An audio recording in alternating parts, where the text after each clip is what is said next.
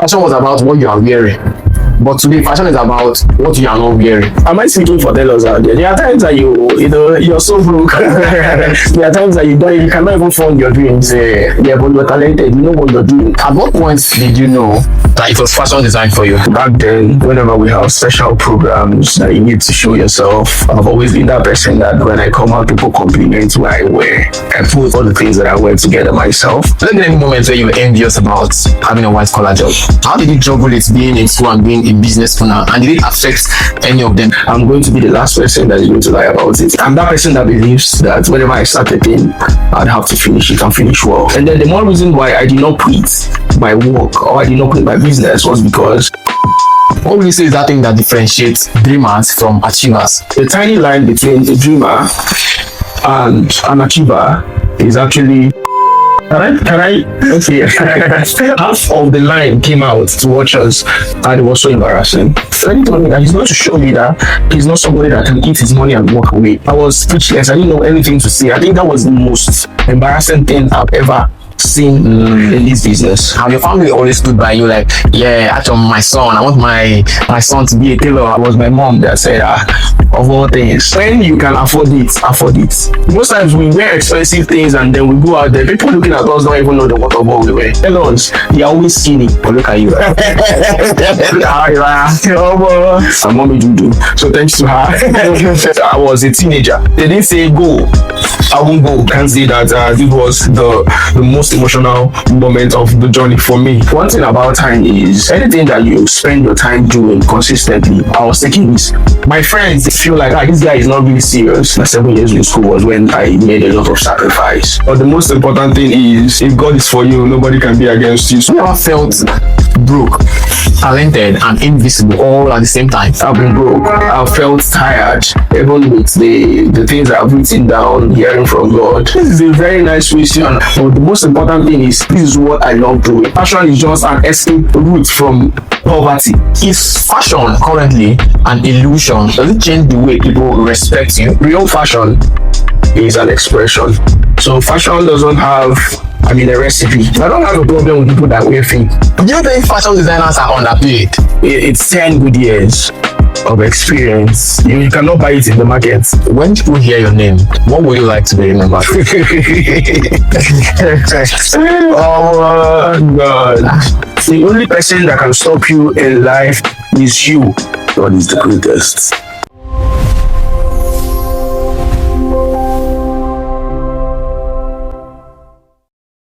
So with me is Moses Daniel. Welcome to the show, sir. Thank you so much. Thank you. All right. I want to ask, at what point did you know that it was fashion designed for you? I would say 2K14, 2K13, 2K14. Because I've always been that fashionable person, right? And then back then in church, whenever we have special programs that you need to show yourself, that you need to wear your best, programs like Cultural Day, I've always been that person that when I come out, people compliment what I wear, and I think from then, I just had to know that this is my path, right? And the most funny thing about then was I put all the things that I wear together myself, and so for people to compliment me that way, I just knew that this is my path to go. Okay, that's interesting. So prior to this time, have there been any time where you were envious about being a white collar job? In today's society where everybody wants to show off, they have a position and stuff. Have there been any moments where you were envious about having a white collar job? For me, no, because I think I've always been that person that loves to be a boss of his own. I love everybody around me knows I love doing things when I want to, right? I hardly want to take permission from people to do things, and I do things around my own time, right? So regards that, I've never imagined myself to be a corporate worker. Okay. Yeah. So you like the freedom, entrepreneurship? Yes, I do. Okay, I understand. Since you love that, I know one of the biggest flags why people love entrepreneurship is the time and everything. Then, since you started since 2014, I believe maybe that period you may be in school. So, how did you juggle it being in school and being a business owner? And did it affect any of them? Did it make you want to give up at any point in time? Okay, from the question, 2014, I'd not started tailoring. Okay. Yeah, this was me living my normal life, and then this was me trying to figure out what I wanted to do, right? And 2016 was when I harnessed the dream, right? And now I did it for a while before getting admission, right? And then getting admission, I was still doing it in school. So from your question, it wasn't really easy.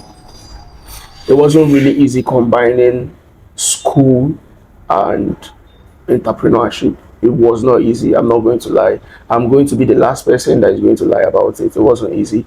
But then I'm that person that believes that whenever I start a thing, I'd have to finish it and finish well. Do you get? And this was what was pushing me, right? And then the more reason why I did not quit my work or I did not quit my business was because it was going a long way to fund my academics. So quitting my business was more like, no, I wouldn't say quitting school, but then I just needed to do my business to do a lot of things for myself in school, right? So regards that, I just had to, push. I only learned self-management because it was just 24 hours for me. So I learned how to manage self, how to say this is what I'm going to do. Maybe at night I'm going to be awake, I'm going to make loads, I'm going to do this over the day, I'm going to travel to the weekend, and I'm going to, join my cartels in school to read. And I just had to manage myself, right? But then it wasn't really an easy one. That means you had to put in the work, you had to do more than being just a passionate fashion designer. So, what would you say, as someone who is a doer, what would you say is that thing that differentiates dreamers from achievers?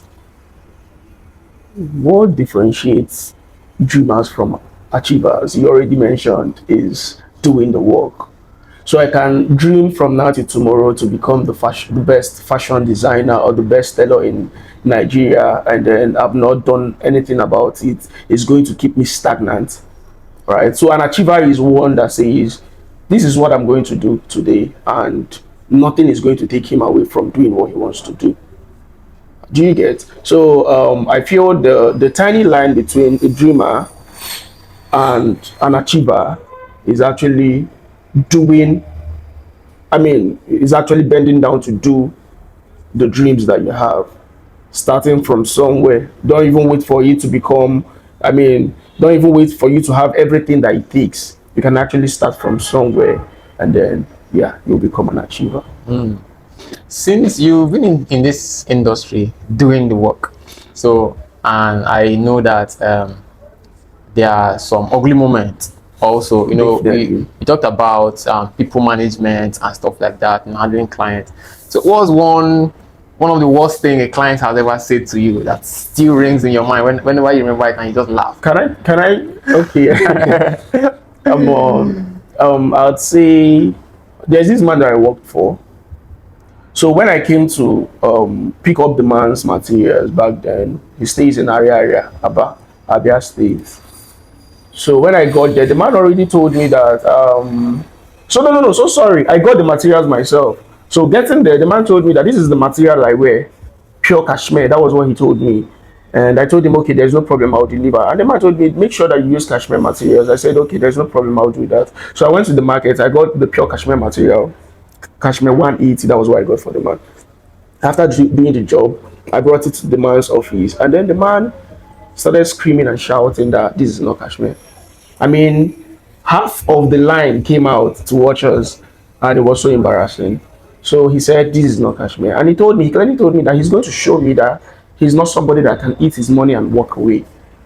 I was speechless. I didn't know anything to say. I had no words whatsoever to say. So I told the man, after everybody saying their mind, I was so quiet. So when it was time for them to let me say something, I told the man that here is what I want you to do for me. I want you to, I believe you have friends and I know you know where to go and verify. Can you just take these clothes and go to the market and verify if it is cashmere or not. And if it is, don't call me on phone to apologize. I'd want to come here for you to gather everybody that you gathered today and tell them that this is purely cashmere. So I think for like 3 days, I didn't hear from him. The fourth day, he called me on phone and he said, one name, okay, I'm so sorry for everything that happened. I said, okay, sir, there's no problem. I forgive you.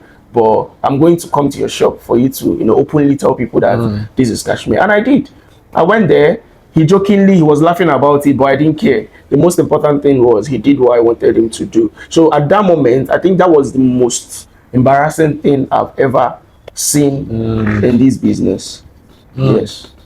That I can imagine the whole market square where someone it. Yeah. Exactly. Yeah. Okay, moving on. Right from the onset, when you chose to venture into line of tailoring, Yeah. what has been your lowest moment, let's say emotionally and psychologically? And from the beginning, have your family always stood by you like, yeah, actually my son, I want my son to be a tailor. I want my son to be a tailor. Okay. Have they always been by you being a tailor? All right. I'm going to start from the family part of the question, and then I'll move to the emotional part of the question. Back then, when I wanted to learn tailoring, it wasn't really a rampant thing.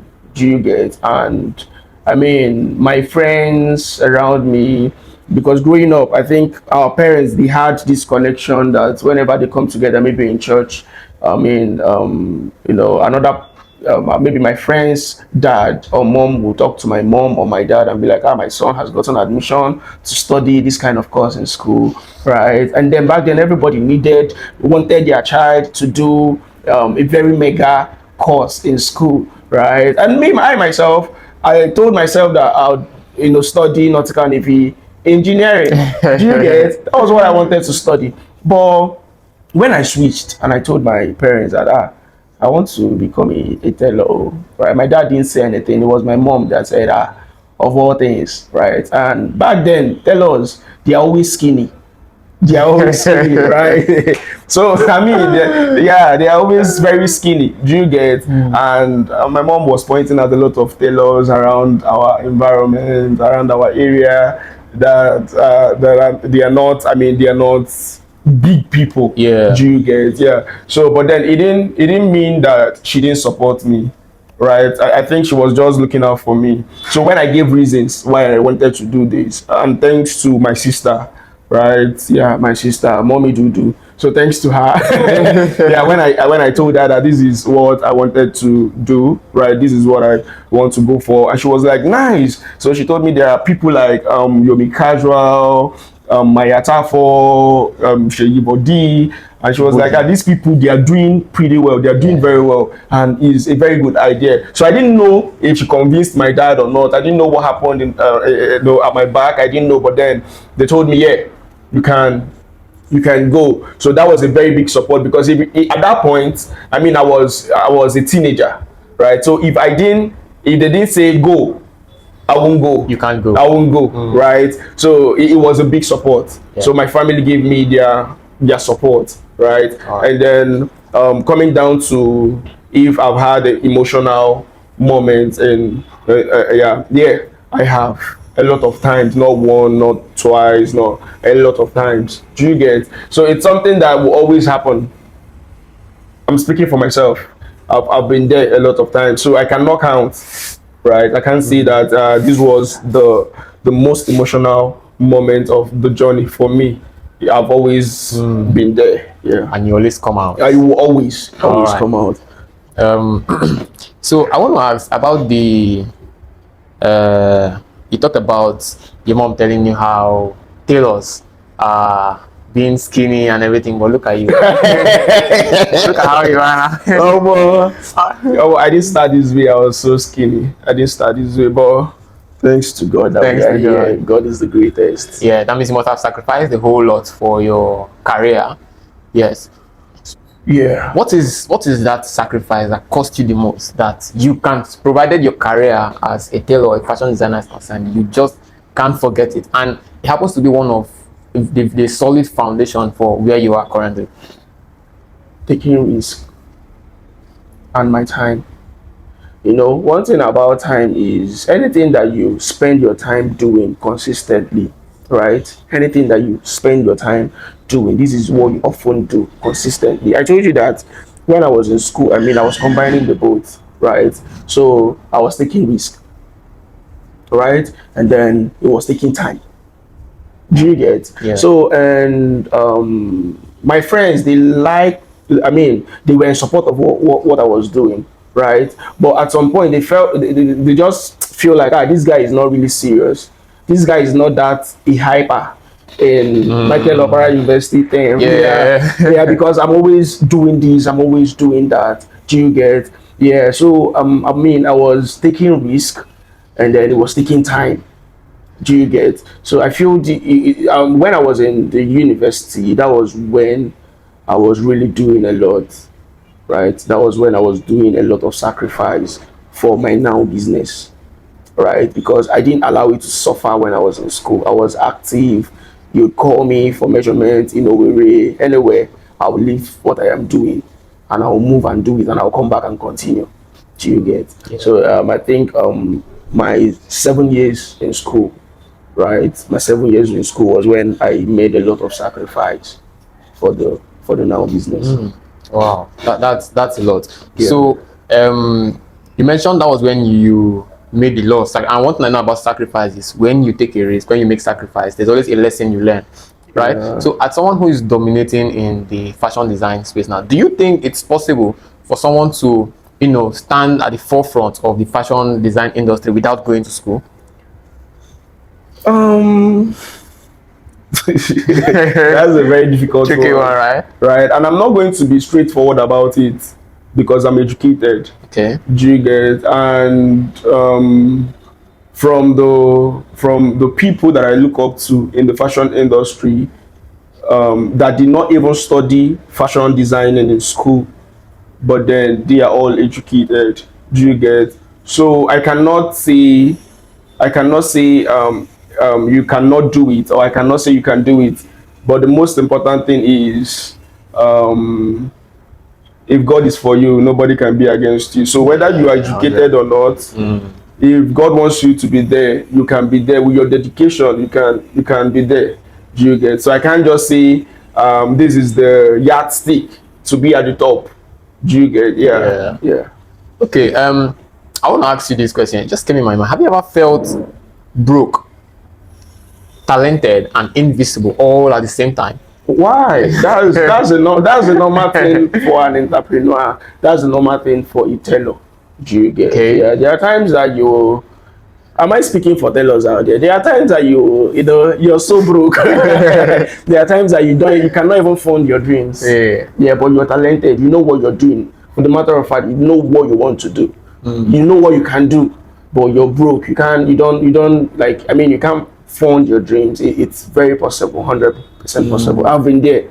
Okay. Time without number. I've been there. And those moments gonna make you want to give up, or how do you handle it?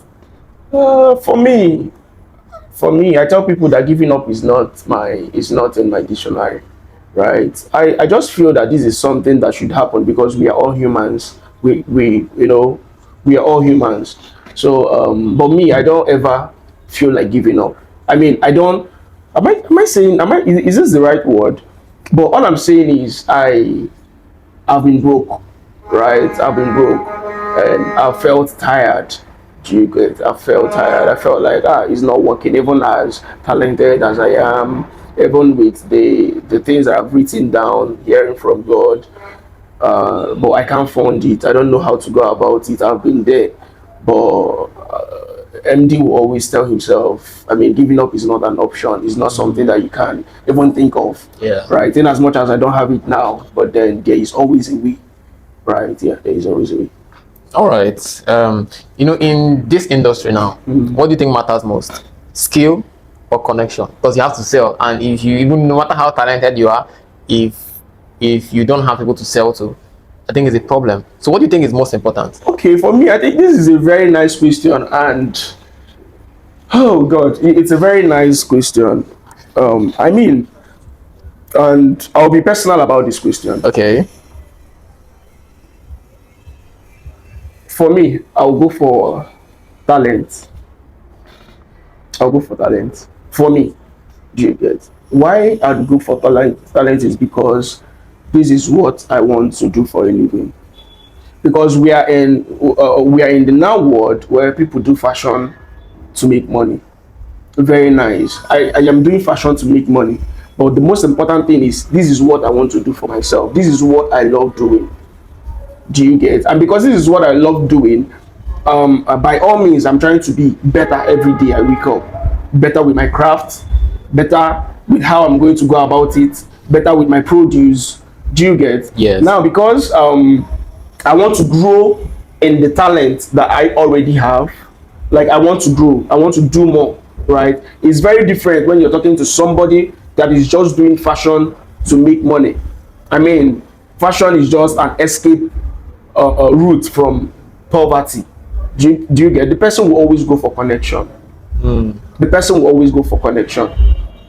I am not just doing life because I want to have all the money. I am doing life making sure that I am pleasing myself and I am doing what I want for myself. Yeah. So because this is me living, if you take away fashion from my life, I mean, I don't have. I will be. Maybe I will be making money. Okay. I have a lot of things that I know that I can do to make money, right? But I love to act as well. But if you keep acting and drop fashion, I'm going to pick up fashion. Okay. Do you get? Yeah. And that's the more reason why I am here. Yeah. Because this is what I will love for myself. Do you get? So for me, I'm going to take talent. Okay. So we can call that a fulfillment of purpose. Yes, for me. Okay. For me. Okay. Yeah, for me. You know the part where you say you have a lot of things to make money. Like I'll meet you after. All right, viewers. If you're enjoying this video to this moment, please kindly like, comment, and share to your fellow tailor or people who love a very good sense of dressing. All right into it. I want to ask a very important question that have a depth in our present society. Is fashion currently an illusion, and does it change the way, when you wear expensive clothes, does it change the way people respect you? What I mean by illusion is this: anybody can come up with anything and call it fashion. Right back in the days, fashion was about what you are wearing, but today fashion is about what you are not wearing. Do you understand? So are we saying fashion is just an illusion, an excuse for anybody to come out and wear whatever they please with the excuse of personal expression or identity expression? So what do you think? For me, I think fashion is an expression. Yeah, an expression that has a story that is being, a story by the producer or the maker, right, or the manufacturer. Okay. Yeah, that is what I feel, or that is what I think, or that is what I know. Do you get? Yeah. So to anything that I create now, there must be something that made me to create something like that. Do you get? There must be something, right? Yeah. So real fashion is an expression. So fashion doesn't have, a recipe. Do you get? Okay. Yeah, you can't just come out and say this is how it should be, and if it's not like this, it's not fashion. Okay. Right? Because the recipe that you have, it's someone that prepared it, and the person prepared it because of a story, an inbuilt story. I can just come up and be like, let me try producing a Ray-Ban glasses that is not exactly this way. Right, let me make the outer shade. Let me make the outer shade purple and make the inner shade black, right? And then I'll put it out there. A lot of people just love it and buy it. Do you get? And another person can just come up and say, I love it to be like this. I love it very simple, not too, not too busy, and then it's an expression. So it doesn't have recipe. You can't just come out and say, if you don't do it like this, if you don't do it like this, it's not fashion. Everybody has a way they want to express themselves with what they wear. But then for me, everybody will know the right thing to do. That's the most important thing. We know the right thing to do. We know the right things to wear.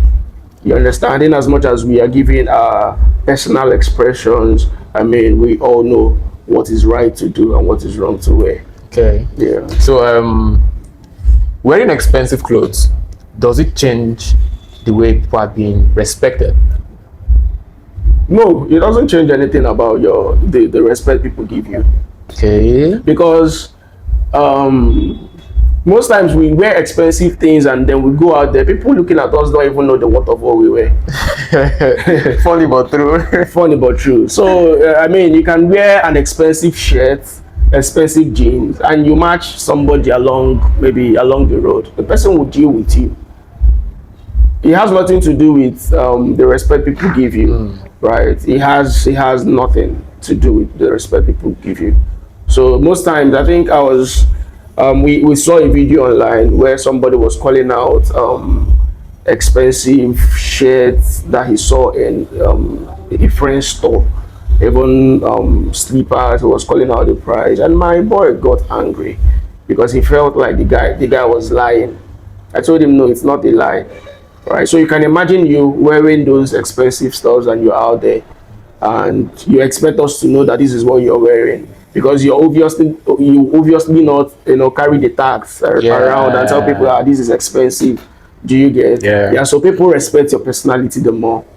Personality. Yeah, people respect who you are, not what you wear.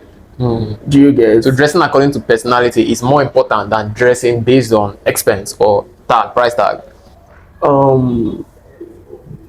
Let me not rush. Let me just eat it gently. Let me not rush. Okay. Yeah.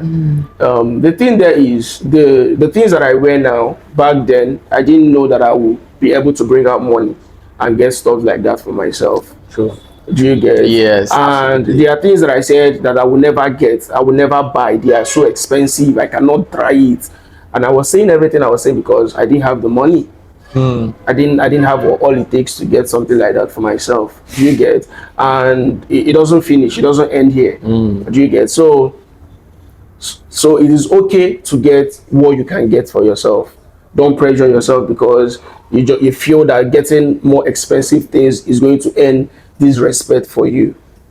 Do you get my point? Yes, I do. Yeah, it is okay to get what you can get, knowing that what you're getting or what you're wearing doesn't command people to respect you. People look after who you are, your personality, what you can give. Do you get? Yeah, what you can give. So yeah, and it doesn't mean that if you have the money, hello, I'm a tailor. So it doesn't mean that if you have the money to get expensive things that you shouldn't, because it doesn't earn any respect for you. So when you can afford it, afford it. If you can get it for yourself, I mean, if you can get any expensive things for yourself and it's not going to touch you, it's not going to, it's not going to lead you to start begging people to help you that you need to eat, get it. Even if it will touch you, still get it. Even if it will touch you, still get it. All right. So that led me to my next question. What do you think about fake brands? People want to, you can't afford, let's say, the real Birkin's bag or fashion or whatever, and you now go for a fake alternative. And also, I want to ask, do you think social media has ruined our creativity? I just like the fact that you're throwing the questions too. Yeah, so it gives me an option of where to start and where to stop. Okay, let's talk about social media first. Social media has pushed fashion to a very huge height. Social media has pushed fashion. Most of us, we don't have physical clients. Okay. Do you get? Yes. Social media has publicized our creatives to people that we cannot meet one-on-one. There are people that you will never meet, but then they've seen your product, right? They can reach you through social media, right? Outside the country, in Nigeria, right? So social media is doing a very wonderful job when it comes to our industry. Right. Yeah. And then I don't have a problem with people that wear fake. Okay. Because that is what they can afford. Okay. I also want to ask now, what makes fake fake? What makes fake fake is because it is not direct from store. Okay. Okay. Do you get? It's Yes. not direct from store. So some people, they cannot afford it, right? And we are not. I'm not going to blame anybody, because the producers, they are actually solving the problem. They are solving the problem of saving costs, and because they are saving costs, they are making money, right? And because they are making money, the buyers, they are deriving utility from the product, and they are not complaining. Do you get? Yeah. So I don't have a problem at all whether you're producing clone or Yeah, original, original. right? Because you have your targeted audience. The people that produce original, they have their audience. The people that produce fake, they have their audience. So because some people cannot afford original, they go for clone. Yeah. So I don't have a problem with that. You know, like every other industry, Yeah. we all have our inner lesson, that things you can't learn. You know, even when you're being taught, you only have to learn it when you're in the industry. So what's it like in the fashion design You know, industry? the fashion designing, the industry is a process, and it doesn't end. So there are a lot of things that will unleash as long as you're growing, right? There are a lot of experiences that will come as long as you're moving. I mean, you're growing, you're consistently doing what you should do. Do you get? So it's not magic, right? It's not something that you can just, it's not a scheme that you can just cover within maybe 2 weeks or in a year, right? So there is nothing that you can say this is what I should be doing. So sometimes the template seems to change as long as as long as you're growing and you're going and you're gathering experience. Do you get? So once you're moving, right, there must be something that you're going to teach yourself. There must be a space for self-education. You understand? There are things that you say, oh, because I've done it this way and it didn't work, and I've done it this way, it didn't work, and I did it this way, it seemed to work, so let me just continue doing it this way. Okay. So yeah, it takes experience, it takes growth to, yeah. Okay, that's valid. Do you think fashion designers are underpaid? Do I think fashion designers are underpaid? Most times when we talk about fashion designers, let me still step in. Let me still step into that shoe, because I love it when people call me a tailor. Okay, okay. Do you get? Yeah. So I love it when people call me a tailor, and I don't think that they are underpaid. I don't think, because it all depends on the value that you've placed upon your brand. Nobody's pointing a gun on you to collect a specific amount of money from anybody. So all these things, they are, I mean, you definitely bargain with somebody before you get the pay. Yeah, actually. So when you know that what you're dishing out there is worth so amount, no matter what anybody tells you, you will not take it. So to any money that you're getting, to any money that you're earning, that is what you want to. Okay. That is what you want to. So if you place these relevance on your brand and say this is how much I'm going to be collecting, it's just like walking into a Louis Vuitton store, and then you come to tell them that you're not going to pay what they've tagged for you to pay, that this is what you have and this is what you can afford. I mean, there is nobody that you'll be explaining that to, because it is already tagged. Do you get? So when you place this value upon your product and say this is how much I'm going to be selling it, this is how much it's going to go for. So even if you have the opportunity to bargain, or an open check to bargain, and you tell the person no, I cannot do it, right? Then because nobody is pointing a gun at you, I cannot say that they are underpaid. Yeah. Okay, Yeah. that's fair. If you were starting out now, let's say we journey back to 2016, when it first started, would you choose having all the talent you have now, or having a large following in Instagram? I will go for my talent. I mean, it didn't just happen overnight. Okay. Do you get? So it's 10 good years of experience. You cannot buy it in the market. Do you get? I can wake up and buy followers. I might even trend one day and get a lot of followers. Do you get? Yeah. So, but then there is nowhere where I will sit down and then they'll teach me everything that I covered in 10 years in a day. That's a decade. Yeah, so Wow, I'll go okay. for experience over and over again. When people hear your name 20 years from now, what would you like to be remembered for? Oh my God. I'd want to be remembered for not giving up. I'd want to be a hope to an upcoming tailor, because I know in the next 20 years I'll be very big. I'll be bigger, bigger, and bigger. I'll be very big. I want my story to be a hope to an upcoming entrepreneur. Yeah. And I'd want to be talked about, my name to be mentioned anywhere, anytime that somebody wants to talk about consistency. Yes, and yes. I'm sitting here and I'm getting inspired. I'm already seeing. So experience, talking about experience, I know you have over a decade experience. Yeah. So what would you say is that one thing that keep most upcoming tailors maybe broke or non-progressive? Self-doubt. Self-doubt. Yeah. So you have to believe in yourself. You have to believe in yourself first off before somebody else will believe in you. The way most times we carry ourselves, if you have the opportunity to talk to everybody one after the other, you will notice that some people don't even believe that they can get to where you want them to get to.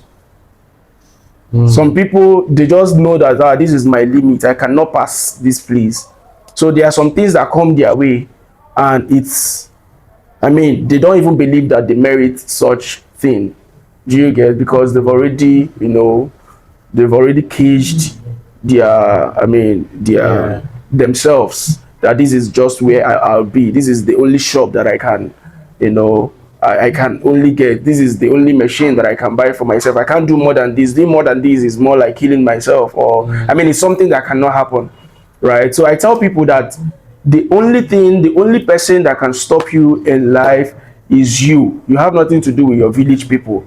It is you that can, keep yourself at the place with just your mindset. It is very powerful. All right. It was a pleasure having you on today's show. Thank you so much. Thank you so much. Thank you. I appreciate it. I appreciate it. Thank you so much. So do you have any last words for any random person who's viewing out there? Okay, I would want to talk to my fellow tailors out there, entrepreneurs as a whole. Yeah, so I want to specifically talk to tailors out there. I know it is not easy. I know you've been doing your best, and sometimes it feels like nobody is seeing your craft. It feels like you're not making the kind of move that you want, that you dream of. This is me telling you that you shouldn't give up. You shouldn't give up. I say it all the time. You shouldn't give up. I trust you, I believe in you, and I know that you're going to get there as long as you keep pushing and you keep moving. Don't give up. Please, you have everything that it takes to make it. You have everything. The world wants to see you, they want to hear you, they want to see your craft. You're wonderful. Please, don't give up. Keep pushing, keep doing. Thank you. What's one sentence you live your life by? God is the greatest. God is the greatest. God is the greatest.